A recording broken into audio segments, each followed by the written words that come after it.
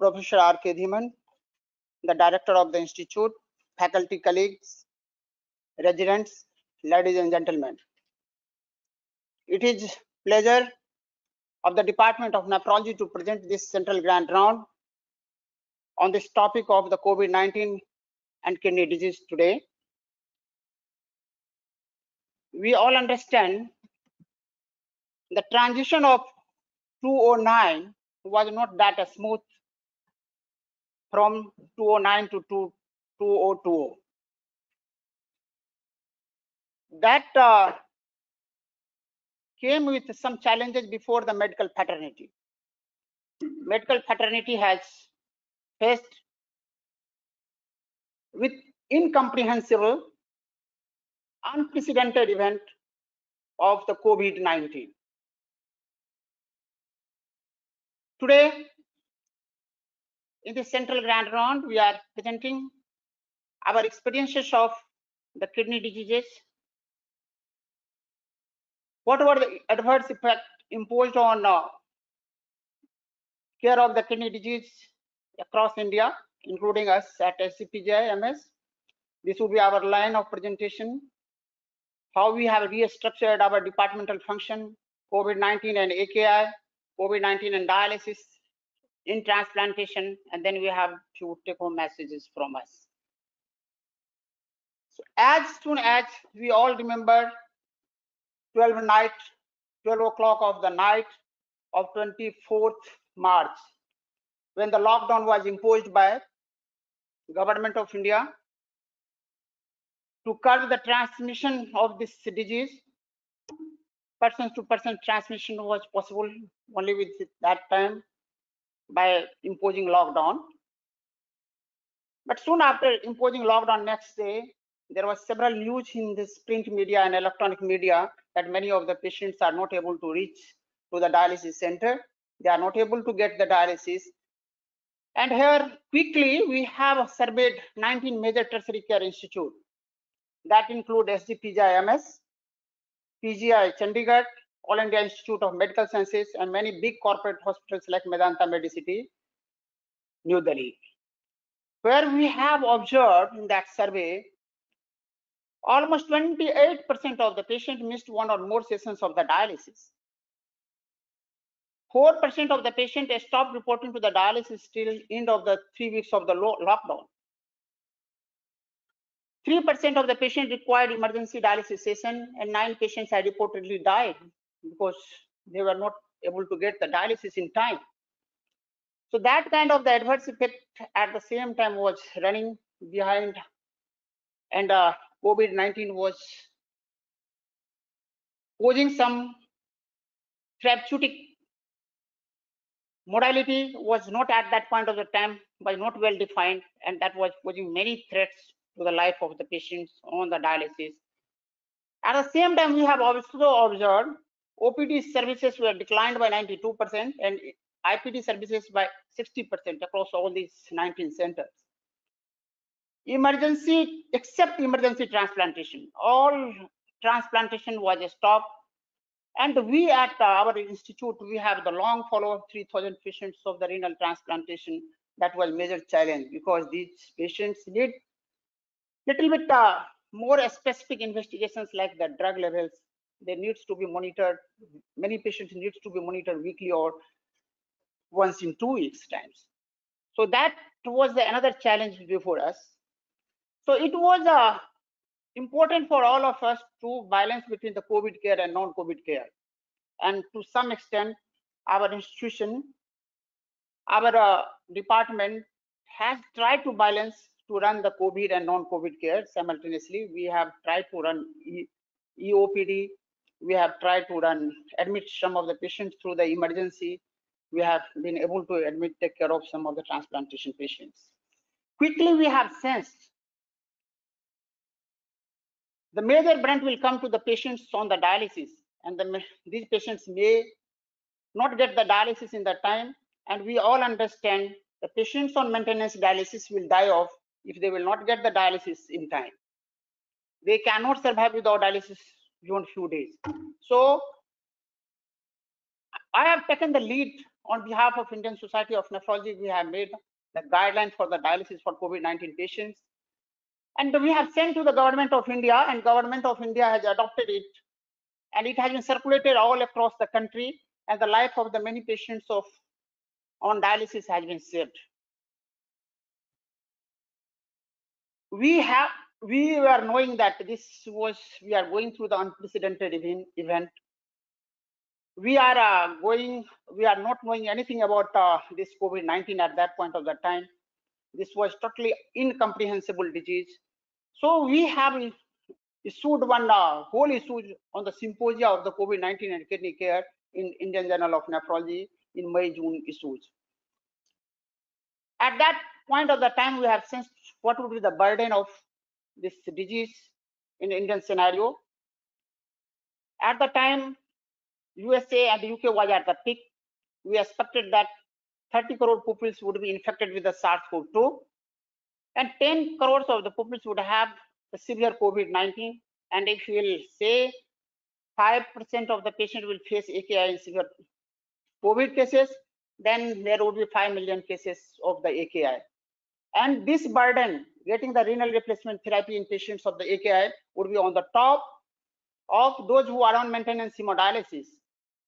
We all understand we are in resource limited country, particularly this our Uttar Pradesh state is a resource limited state in the terms that we cannot provide dialysis to each and every individual requiring dialysis. So this has given us the time.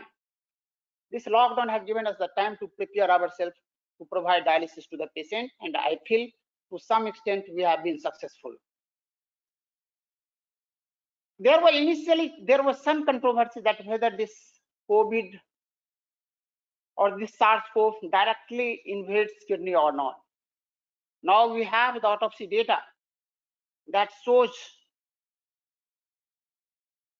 this SARS-CoV can directly invade kidney. Here we can see RBC aggregates in peritubular capillaries. Electron microscopic structure has shown some virus particles along with the spikes that has been demonstrated on electron microscopy. And some of the diseases, like the IgA nephropathy, kind of the diseases has been demonstrated on autopsy. Here we can see some virus particles with this red arrows. You can see there are some of the virus particles, intact virus particles within this proximal and distal tubular epithelium. This green arrow shows the spikes of the viruses, and this has been demonstrated on the podocytes as well. This has been demonstrated on the glomerular basement membrane. It was associated with some of, here you can see on the last block, F block here, there was some RBCs within the capillaries, and that was showing some of the association with the thrombotic macroangiopathy can be imposed with this COVID-19. And one of the important diseases, which is always important for us, is collapsing glomerulopathy, which progresses very fast. And some apolipoprotein 1 gene, one of the gene has been shown to be very much associated with aggravations of this disease. APOL1 genes, homozygous G1, G1 was associated with the collapsing glomerulopathy. And this disease progresses so fast the patient becomes dialysis dependent within a month or 3 months of the time. So in forms of the kidney involvement in COVID-19, we can see we came to know that can invade podocytes as well. So there would be albuminuria. In one of the series, it has been shown 4% of the patient had albuminuria at the first day of the presentation. During the hospital stay, 63% patient would develop proteinuria. Blood urea nitrogen was elevated in 27% of the patient, and it was elevated in 2/3 of the patients who died. CT scan of the kidney was showing reduced density, increased inflammation and edema, and AKI has been reported as a risk factor for in-hospital mortality. So to cope up with the situation, we have done many changes in our functioning to come to the new normals. So onwards, I will welcome Dr. Manas Patel to show you how we have changed the structure and we have coped up with the situation of the COVID-19 department. Thank you, sir. Expecting a number of patients of infected with SARS-CoV-2 in our department, we planned ahead. And as the physical OPD services was closed, we actively involved in our eOPD services. And up to date, we have almost consulted 3,400 patients as per eOPD policy of our institute. We developed protocol for maintenance hemodialysis, both for prevention of SARS-CoV-2 infection and management of them if they are infected. We developed a protocol for our renal transplant patients, because most of the patients require modifications in immunosuppression. And if they are infected, what treatment best suits for them, we decided. And we also created new facilities in RCH for expecting many of the COVID patients will require hemodialysis. And till date, we have dialyzed 115 patients, and total number of dialysis sessions which we have done up to date is almost 1,000. Coming to maintenance hemodialysis patients, these patients require 2 to 3 times dialysis per week. This is essential for their life. So they are at triple disadvantage of during this pandemic. They have increased risk of getting infection because they repeatedly travel to and from a dialysis unit, which increases their chances of human encounter with fellow patients and healthcare workers. They spend 4 to 5 hours of exposure in dialysis unit. This also significantly increases their exposure to a healthcare system. There is delay in diagnosis. Studies have shown that there is delay in diagnosis because they may not have typical symptoms. They may present with fatigue but not fever. And this fatigue is very underreported by the patients because this is also a early symptoms of uremia. And also physicians or clinicians are unlikely to give importance to fatigue in a patient of maintenance hemodialysis patient. They may have higher mortality because these patients are having diabetes, obesity, or cardiovascular diseases, which is also a known factor for severe COVID disease. So central to our management decisions was protocol development was prevention of nosocomial transmission in our dialysis unit, because if more number of patients at a single time if they get infected, then they may overburden the COVID facility. And if more number of healthcare workers got infected, then there will be a depletion of specialized manpower. So what core interventions recommended in guidelines, we followed that. The core interventions were physical separation as far as possible, strict contact and droplet precautions, and early identification and isolation of infected persons. So what we modified in our main dialysis unit was we physically separated the entire dialysis unit into 8 cubicles, each cubicle having 6 dialysis stations. And we activated our 2 entries which were previously closed, so that we segregated patients into 3 halves. They will enter into the fixed entry. There is no interchange of patients. We increased the distance between dialysis stations as far as possible in our dialysis unit, and we allotted fixed dialysis station or fixed dialysis cubicle to each staff and patient, so that each staff and each patient has the same place throughout the dialysis. We minimized our staff per shift. The usual ratio was 3:1. We changed this to 4:1. This created also a manpower which is kept in backup in case of any more number of healthcare staff went into quarantine due to any exposure. We created additional dialysis facility in 2 areas, one in holding area with 2 dialysis stations. This was reserved for the patients who had urgent dialysis like fluid overload, or they have missed the dialysis, who do not have RT-PCR report or pending RT-PCR report. For patients who were COVID patients requiring dialysis, we started with 2 and gradually increased up to 11 dialysis stations in all areas of RCH, in T3 and all ICU and isolation. We have a separate dialysis nurse technician on rotation catering the needs of dialysis, and we have a senior resident on call available 24/7 for consultation and initiation, putting the lines and the starting of dialysis. We implemented strict droplet and contact precaution. We were using contact precautions previously, but we added it to droplet precautions. Social distancing was implemented and was scrutinized continuously for both patients and staff in waiting room, duty room, and corridor and dialysis unit. Patients were advised and they have been given a written instructions for hand hygiene and cough etiquettes. They were advised triple layer surgical masks or cloth masks. Usually patients take some snacks or some high protein diet, high protein food during the dialysis, which was stopped because it entails removal of mask. Patients attendants are not allowed inside the dialysis unit as far as possible, and patients were advised for own transport if possible. Staffs were provided N95 masks very early, face shield, gloves, and isolation gowns throughout the dialysis session. We started questionnaire and temperature-based screening before entering into dialysis stations for both patient and staff, and those failing screening were tested for SARS-CoV-2 RT-PCR.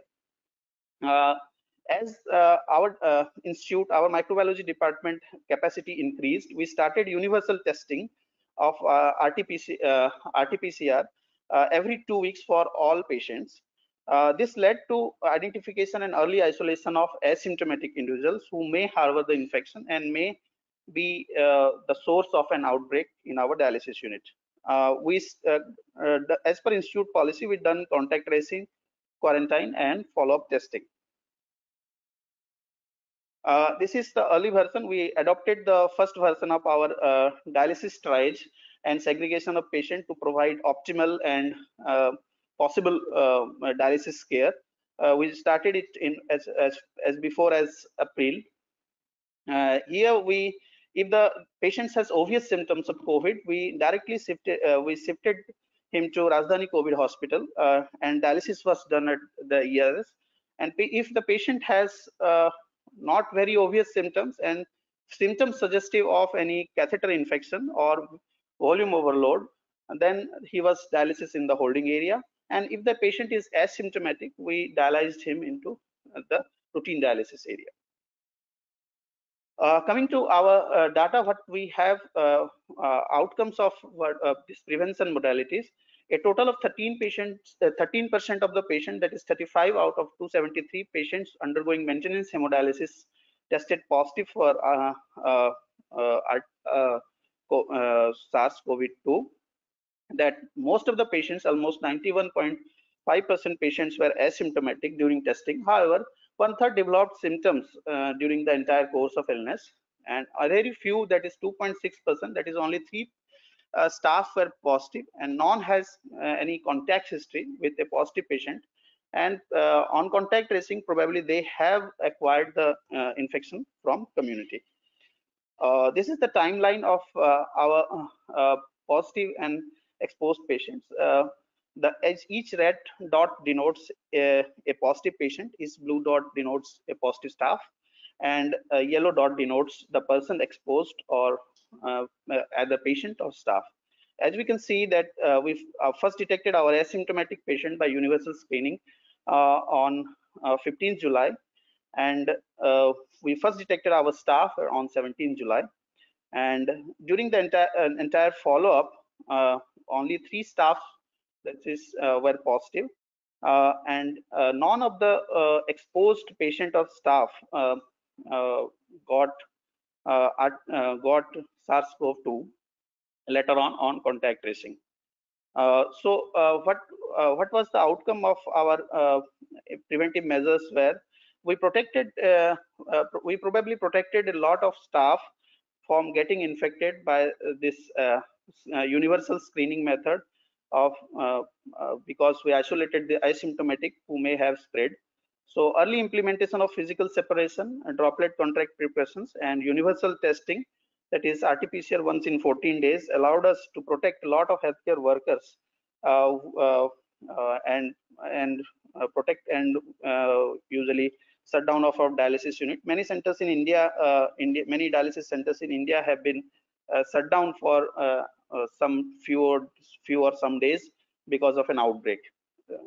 We are the only institute who is doing RT-PCR testing every 14 days for routine maintenance hemodialysis patients, for asymptomatic patients.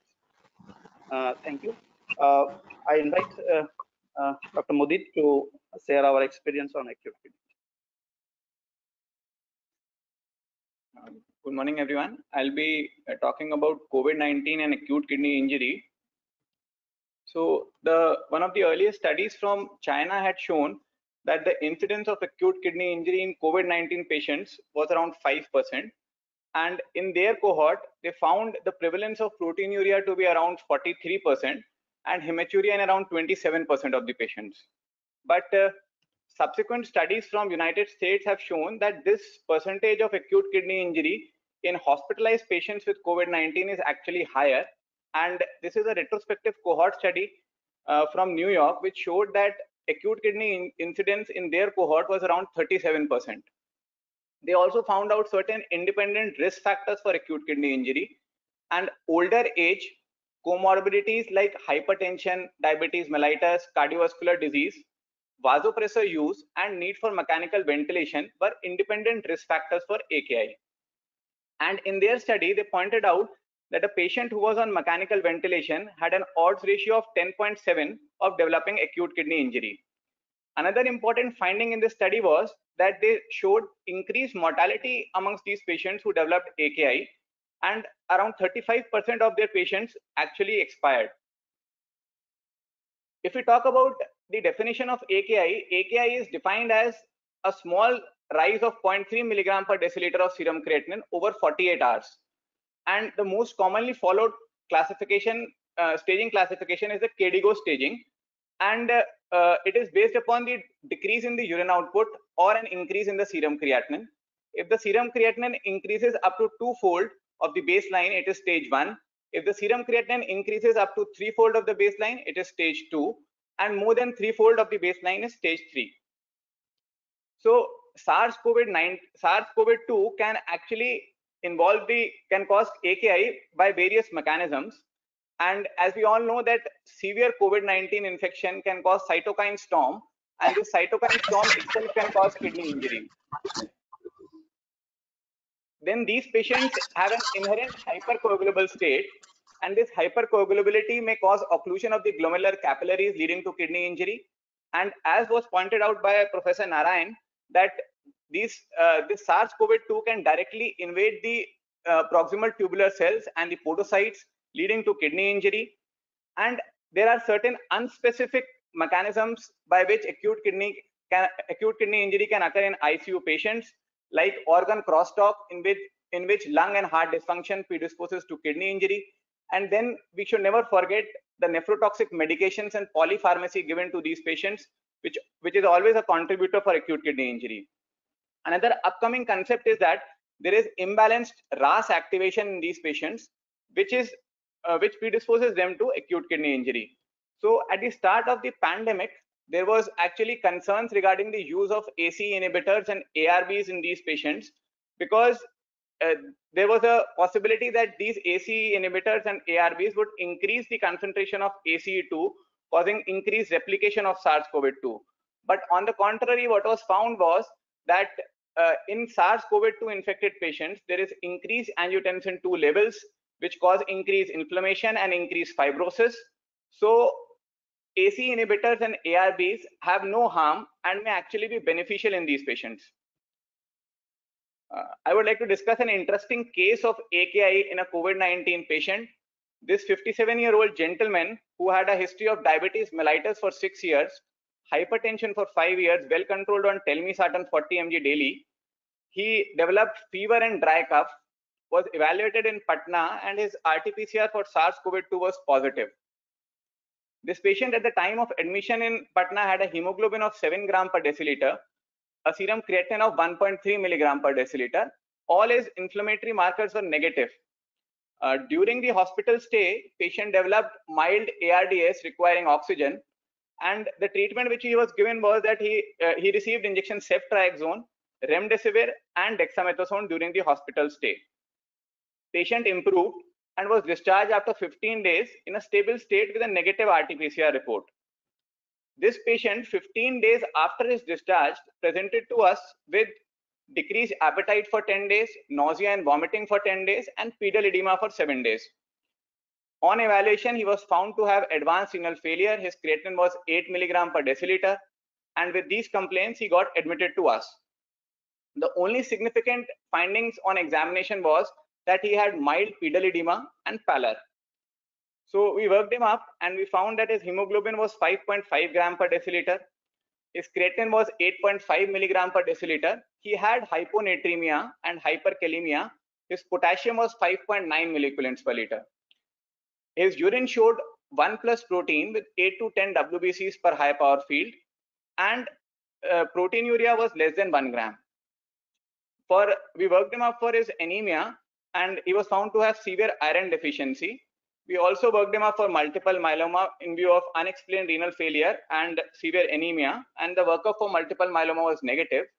His ultrasound abdomen showed bilateral bulky kidneys. So with these investigations, we made the provisional diagnosis of acute kidney injury KDIGO stage 3, probably acute interstitial nephritis, and the most probable etiologies for acute interstitial nephritis was drug-induced acute interstitial nephritis or a viral-induced acute interstitial nephritis. And he had comorbidities of diabetes mellitus, hypertension, and may have had pre-existing CKD. So in view of non-recovering AKI, we went ahead with a renal biopsy, and the renal biopsy of this patient showed mild to moderate lymphoplasmacytic infiltrates in the interstitium, and there were subtle findings of acute tubular necrosis in the form of simplification of the tubular epithelium. And the biopsy was reported as acute interstitial nephritis with acute tubular necrosis. So just to summarize, this patient developed COVID-19 pneumonia in July 2020 and was admitted in Patna. He received remdesivir and dexamethasone, had normal renal functions at the time of discharge. 15 days later, he presented again with a rise in serum creatinine to 8 milligrams per deciliter and was dialysis dependent at the time of presentation.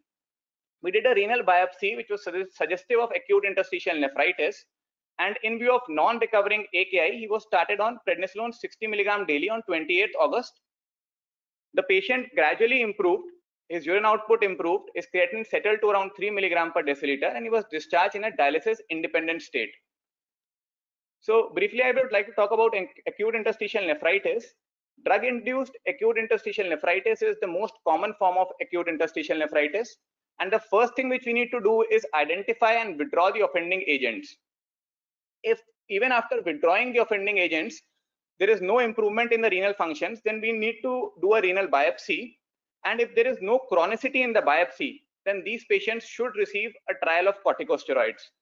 So our patient was given a trial of corticosteroids and he responded, but complete recovery even with corticosteroids is seen in only 40% of the patients, and partial recovery may be seen in up to 45% of the patients.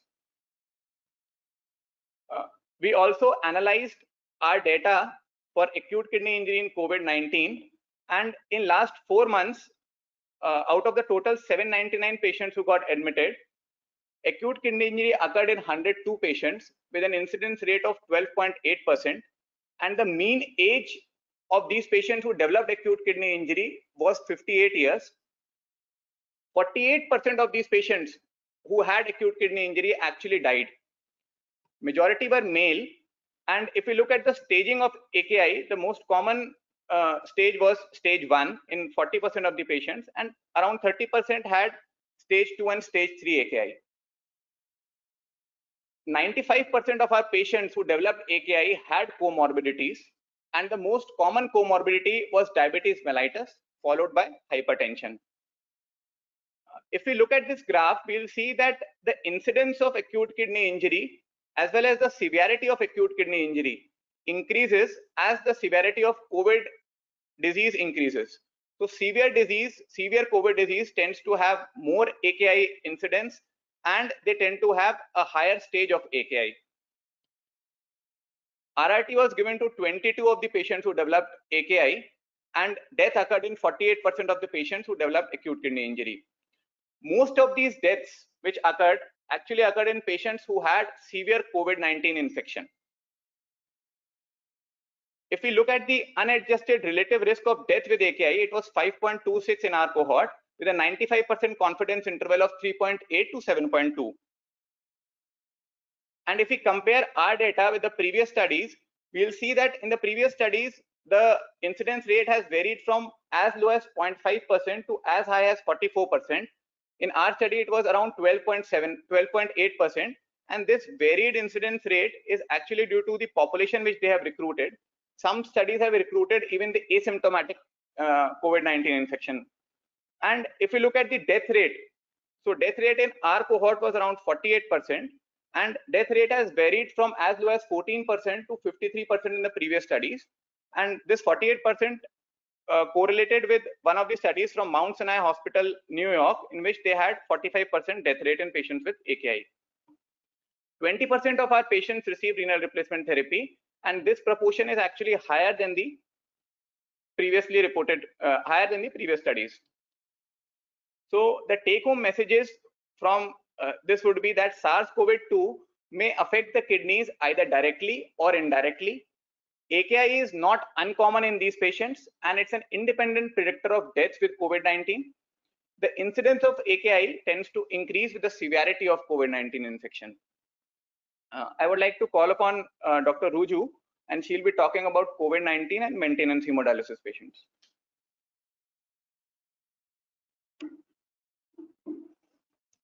Good morning. I'll be talking on COVID-19 in maintenance hemodialysis patients. Starting with an interesting case that we encountered of COVID-19 in an ESRD patient on maintenance hemodialysis. This gentleman, he was a 70-year-old male. He was a known diabetic and hypertensive for the past 20 years. Also having chronic kidney disease, that is diabetic nephropathy, for the past 8 years. Then developed end-stage renal disease for 2 years. He was on twice weekly maintenance hemodialysis being taken elsewhere. However, he developed symptoms of fever and rhinorrhea for the past 1 week. He was found to be RT-PCR positive for SARS-CoV-2 and was subsequently admitted to Rajdhani COVID Hospital on the 9th of August 2020. On admission, the patient was hemodynamically stable. He was maintaining a saturation of 99% on room air. His laboratory parameters that on admission were, he had a fairly preserved hemoglobin of 12.3 grams %. Total leukocyte was elevated, that is 12,100. Platelet count of 1,31,000. His electrolytes were normal. He had an advanced renal failure. His liver transaminases were around 3 times the upper limit of normal. His albumin was 3.4 grams per deciliter and a glycated hemoglobin of 7.5%, showing a fairly good glycemic control. Coming to the hospital course. So the patient was admitted on the 9th of August. As he was maintaining a saturation of 99%, he was started on intravenous antibiotics and hydroxychloroquine as per our center protocol. However, over the next 2 days, the patient deteriorated. That is, the patient developed mild ARDS. His saturation dropped to 86% on room air. He was requiring oxygen. So he was promptly shifted to the ICU. He was started on injection dexamethasone. His IV antibiotics were stepped up. A CT of the chest was done, which, as we can see, showed bilateral ground glass infiltrates and septal thickening in both the lung fields, predominantly in the posterior region, which was suggestive of COVID pneumonia. Also, noteworthy is that his inflammatory markers, which were done by this period, had all elevated. His serum ferritin was high, that is more than 2,000 nanograms per ml. His procalcitonin was 4. Plasma fibrinogen was 346 milligrams per deciliter. His C-reactive protein was very high, that is 166 milligrams per liter, with a positive D-dimer and fibrin degradation product.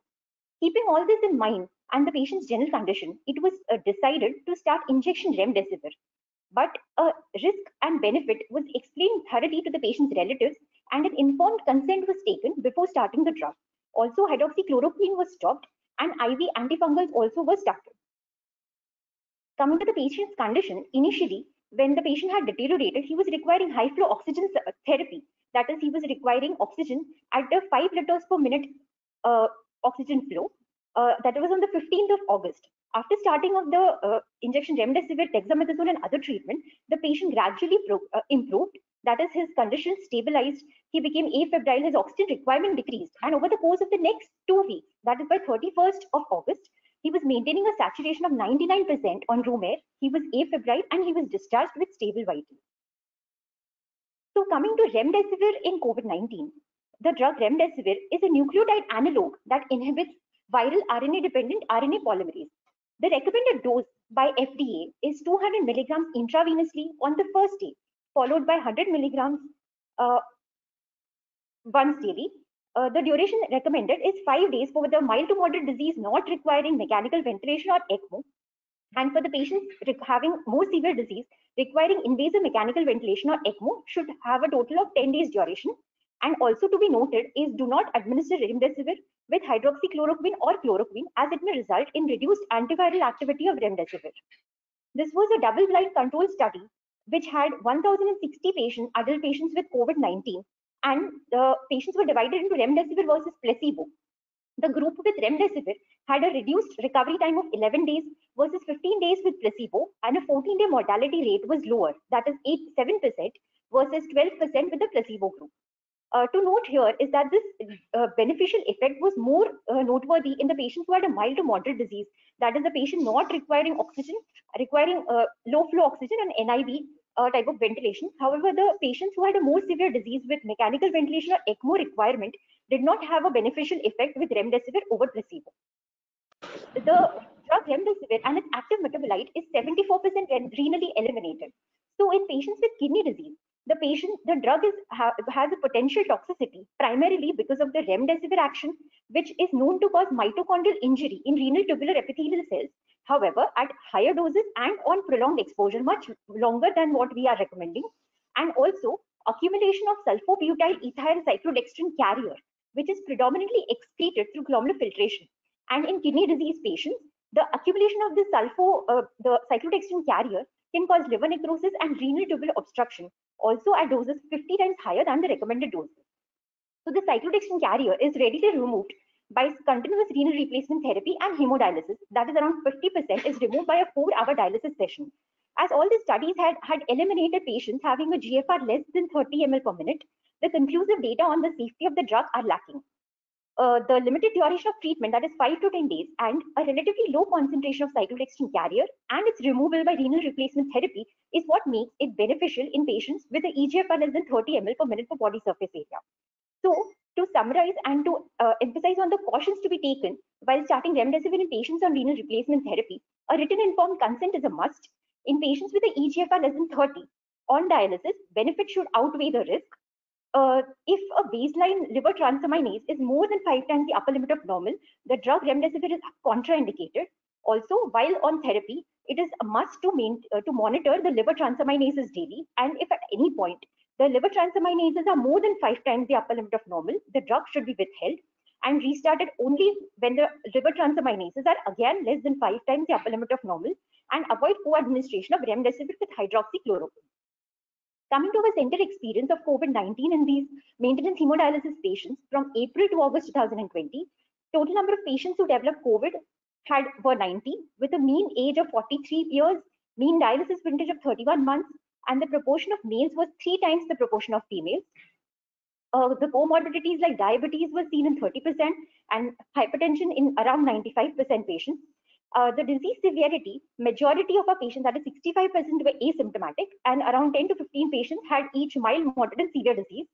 75% patients did not require any oxygen support, 9% required high flow oxygen, and 8 patients required mechanical ventilation.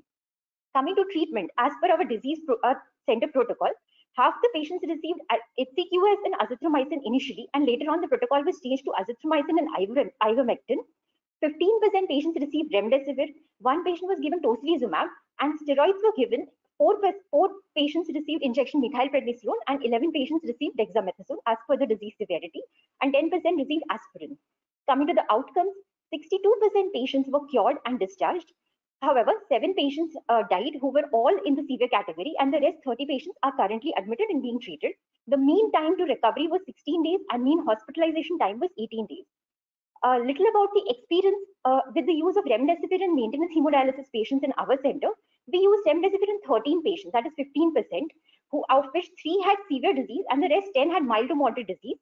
Of noteworthy was that all of them had radiological findings. 11 had a CT chest done with typical findings of patchy ground glass, infiltrates, consolidation in both lobes in the subpleural regions and associated reticular thickening. 2 did not get a CT done, but the chest X-ray findings were suggestive of COVID, and the outcomes were that 5 were discharged. The 2 patients of the severe 3 patients had died, and however, the other 6 who are still hospitalized are improving. Thus, to emphasize the point that early administration of remdesivir in our maintenance hemodialysis patients may improve the outcome, just as in the general population. So, to summarize my talk with these following take-home messages, most of the patients of COVID in maintenance hemodialysis patients remain asymptomatic. Timely intervention with remdesivir may be beneficial. Liver function tests should be monitored during therapy with remdesivir, and a written informed consent is a must before the use of the drug if GFR is less than 30 ml per minute. I would now like to invite Dr. Jaykumar for transplantation COVID-19.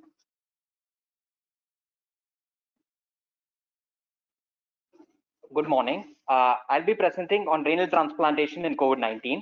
On 30th April of this year, when it was still early days in the COVID pandemic in India, we had one of our transplant patients coming in with fever and headache of 3 days. He was suspected to have COVID and he was tested. He came out positive. It was feared at that time that these patients could have severe disease. The mortality rate may be high in them. He had, as per the consensus at that point in time, his AC inhibitors were stopped, and we had come down on his immunosuppression. MMF was stopped, and he had a fairly mild course, and by day 6 he became asymptomatic. But what was peculiar, and it was a learning point for us, was that the patient took almost 30 days to achieve viral clearance, and he was also one of the very first patients to receive ivermectin in our cohort. At that time, ivermectin was not commonly used. And as you can see here, he had mild graft dysfunction, which improved at discharge, and his immunosuppression was restarted back to triple immunosuppression, and on follow-up, he's doing very well.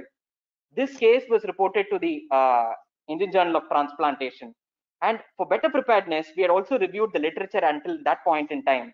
There were about anecdotes and case series of 100 patients. 26% had AKI, 11% required RRT, and 20% died. So we were prepared for facing the onslaught of transplant patients having COVID. After that, we have treated 55 patients, and I'm presenting one such interesting gentleman, a 56-year-old, who was long-standing diabetic and hypertensive. He had chronic kidney disease in 2015, and in 2016 he had undergone cadaveric renal transplantation. And he was on triple immunosuppression. This is the common regimen that we use as calcineurin inhibitor tacrolimus, a mycotic antimetabolite, and a steroid, Visalone. He had excellent graft function, and he did not have any admissions post-transplantation, and his sugars were controlled with insulin and canagliflozin, and BP was well controlled with calcium channel blocker. On 14th of August, he had fever with mild dysuria. He was treated with augmentin and levofloxacin. Since he had persistent fever and body pain, he was evaluated outside. His RT-PCR was done, which was negative, and his chest X-ray was normal. He presented to us on day 7 of fever, and since he had some respiratory symptoms, even though RT-PCR from outside was negative and his chest X-ray was normal, we had a suspicion. So we admitted him in holding area, and the RT-PCR came out to be positive. He was shifted to the isolation ward, and his at that time his respiratory parameters started worsening, as also the chest X-ray. As you can see here, 4 days prior the X-ray was normal, and there was diffuse bilateral infiltrates. And this patient required 10 liters of oxygen and had to be admitted to the ICU with intermittent NIV. This was his index investigations. He had elevated inflammatory markers. His PF ratio was 185, which was qualifying for a moderate ARDS. He had high anion gap metabolic acidosis with normal blood sugars and urine ketones positive. This possibly could be due to the SGLT2 inhibitor, canagliflozin, he was on, and also due to poor nutrition. Now, this was the problem list in our patient. He is a renal transplant patient. The most important thing that we need to address is immunosuppression. In this patient, we stopped MMF, and tacrolimus was continued in low dose at 0.25 PD. And as per steroid COVID protocols, his steroid was increased to 40 milligram IV TDS. And for his COVID pneumonia, he received remdesivir promptly, and he was on intermittent NIV.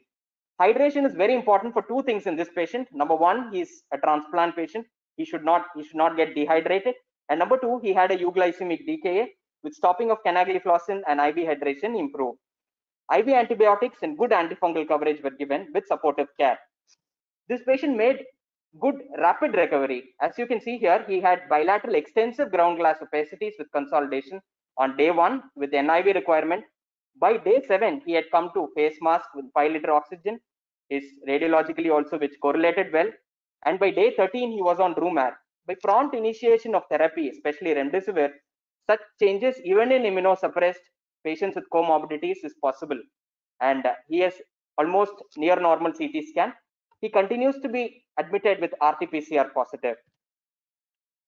And this patient, this is our data from April to August of 2020. We had 55 patients. I'm classifying based on their severity.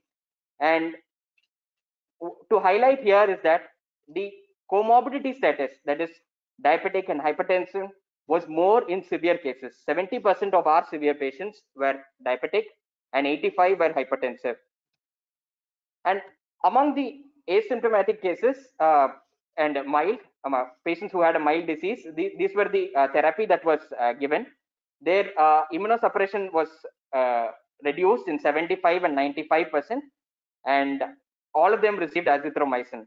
While for the moderate and severe group, the immunosuppression was reduced in all of them. Antimetabolites were reduced, and CNI was also reduced in about 45% of the patients. Steroid was increased in 90% of the patients, and ivermectin was given, and azithromycin, as with the mild and asymptomatic group, all had received. This was our outcomes. Asymptomatic and mild patients required roughly 70% hospitalization, and they had graft dysfunction only in 14%. Whereas if you see in the moderate and severe group, the hospitalization was 100% and they had graft dysfunction. So with increasing severity, the graft dysfunction, that is AKI in these patients, was high. And regarding viral clearance, as the severity increases, the average time for viral clearance from around about 17 days goes up to 23 days. And 6 of our patients in the severe category unfortunately expired. The mortality rate among those who had a severe disease was close to 47%. This was the data.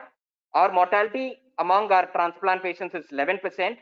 40% had a graft dysfunction. Most recover after discharge, and still 50% of our patients have mild disease only. Presence of a comorbid status, like in diabetes here, augments the risk by 3.5 times, even in renal transplant patients. This is the unadjusted risk ratio. These are the gross numbers. For want of time, I'm presenting only the important things. 83% of our patients were hospitalized, and the need for RRT was 5.5%, and remdesivir was used in 42%, and our mortality in our cohort is 11%. This is how we compare with the rest of the published literature. As we can see here, the hospitalization ratio is 83% for us, which goes to say that there are some patients who can be carefully managed, even though they are transplant patients at home. And the mortality rate is 11% for us, which compares fairly in the rest of the published literature, which ranges from 6 to 28%. And we at the center, we are using a good percentage of antivirals, 42%. Now, this was about the data of our cohort who had COVID-19. Now, what about the ongoing renal transplant program?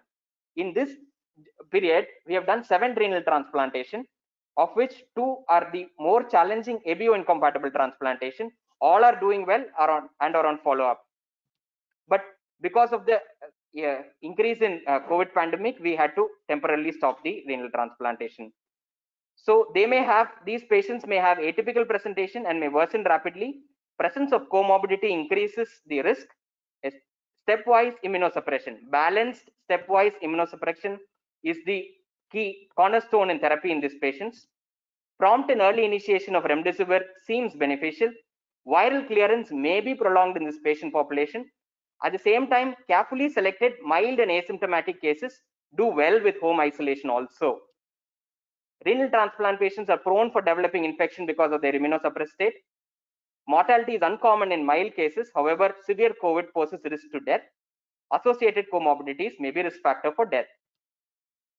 We profusely thank our friends and colleagues in Department of Microbiology, Department of Pathology, Department of Radiology, Urology, and the entire management team in Rajdhani COVID Hospital for their outstanding support and standing by our side in the care of kidney diseases with and without COVID.